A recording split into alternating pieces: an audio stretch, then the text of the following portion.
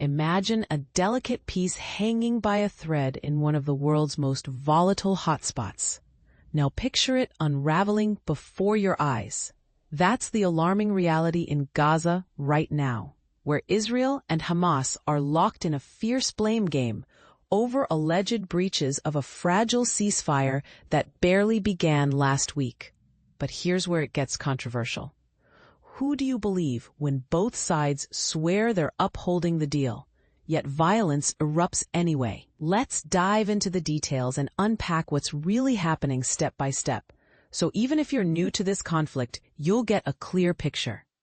Just days ago, Hamas fighters were scouring underground tunnels in Khan Yunis, a city in southern Gaza, desperately searching for the remains of Israeli hostages. This poignant scene captured on camera underscores the human tragedy at the heart of this standoff. Meanwhile, on the same day, Israel reported a series of exchanges with Hamas militants in the Rafah region, an area near Egypt's border that's become a flashpoint. These clashes, they claim, jeopardize the hard-won truce that's been holding since the agreement was struck. The Israeli government has painted a stark picture of escalation. According to the Israel Defense Forces, IDF, which is the country's military, terrorists, as they label Hamas members, launched attacks on Israeli soldiers in Rafah using gunfire and even an anti-tank missile. In a swift retaliation, Israeli Prime Minister Benjamin Netanyahu ordered decisive strikes against what his office called terrorist targets across Gaza. The IDF emphasized that their actions were not just offensive, but also aimed at destroying tunnel networks and other hideouts used by Hamas. They described the violence from Hamas as a blatant violation of the ceasefire terms, framing it as an unprovoked aggression that demands a firm response. Hamas, on the other hand, tells a very different story. In a public statement, they claim to have been cut off from their units in Rafah, leaving them in the dark about any incidents. They insisted they had no knowledge of the reported clashes and reaffirmed their dedication to sticking to the ceasefire. As reported by the BBC, this denial raises eyebrows. If they're truly committed, why the disconnect?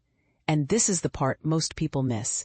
The fog of war often means each side operates with limited intelligence, turning accusations into a cycle of mistrust. Looking back, this isn't an isolated incident. Over the past few days, both Israel and Hamas have traded charges of breaking the agreement, which was carefully negotiated by the United States. To understand the stakes, let's break it down simply. The ceasefire came after the devastating October 7, 2023 attacks by Hamas on Israel, where militants invaded communities, killed over 1,200 people, and took hundreds hostage. In return for the release of some Israeli captives held in Gaza, Israel agreed to free nearly 2,000 Palestinian prisoners, many of whom had been detained for years, sparking hope for families on both sides. But here's the controversial twist. How do we verify who's really breaching the truce? Is it about self-defense, as Israel argues, or are there hidden agendas at play? Some experts point out that in conflicts like this, what one side calls targeted strikes, the other sees as provocation. For instance, dismantling tunnels might be seen as necessary to prevent future attacks. But could it also be interpreted as expanding military operations under the guise of the deal?